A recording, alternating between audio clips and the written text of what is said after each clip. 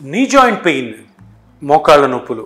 ఈ మోకాళ్ళ నొప్పుల గురించి కొన్ని దశాబ్దాల పాటు ఎన్నో రకాలైన ట్రీట్మెంట్లు వచ్చాయి, ఎన్నో రకమైనటువంటి ఆపరేషన్స్ వచ్చాయి.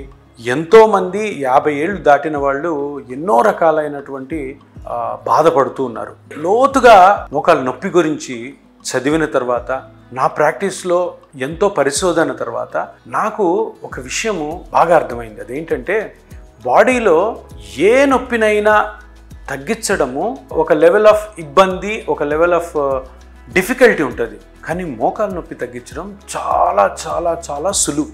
ఎందుకంటే మోకాళ్ళు కూడా పెద్ద జాయింట్, కానీ బోలా జాయింట్ అంటే సింపుల్ జాయింట్. మోకాళ్ళు ఇంత లావు అయినా కూడాను, మోకాళ్ళు మన బరువు అంతా కూడా మోస్తున్నా కూడాను, మోకాల్లో ఒక 5 స్ట్రక్చర్స్ ఉంటాయి, 5 ఉంటాయి. ఈ 5 స్ట్రక్చర్స్లో ఎక్కడో చిన్న ప్రాబ్లం వల్ల మనకు మోకాళ్ళ నొప్పి వస్తుంది. 2 ఎముకలు ఉంటాయి పెద్దవి, కొన్ని మజిల్స్ ఉంటాయి, సైడ్స్లో లిగమెంట్స్ ఉంటాయి, సెంటర్లో మెనిస్కస్ అని ఒకటి ఉంటుంది, ప్లస్ కార్టిలేజ్ ఉంటుంది.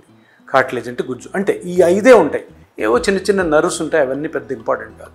నేను ఎందుకు మోకాళ్ళు ట్రీట్ చేయడం అంత ఈజీ అంటున్నానంటే, జనరల్గా ఎప్పుడైనా ఏ వయసులో అయినా కానీ మోకాళ్ళ నొప్పి వచ్చిందంటే ఏదో ఒక చిన్న పార్ట్, ఈ 5 స్ట్రక్చర్స్లో ఏదో ఒక చిన్న ఇబ్బంది కలగడం ద్వారానే పెయిన్ వస్తుంది. కాబట్టి ఆ ఇబ్బందిని సింపుల్గా ఇంజెక్షన్ పద్ధతి ద్వారానే మనము ట్రీట్ చేసుకోవచ్చు. ఇప్పుడు మనం ఎక్కువ మాట్లాడుకునేది ఏంటి?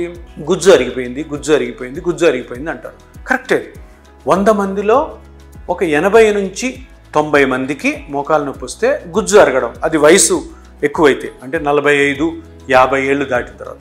కొంతమంది చిన్న వయసులో మరి మోకాళ్ళ నొప్పి వస్తుంది, అది గుజ్జు వల్లనేనా, వేరే స్ట్రక్చరా?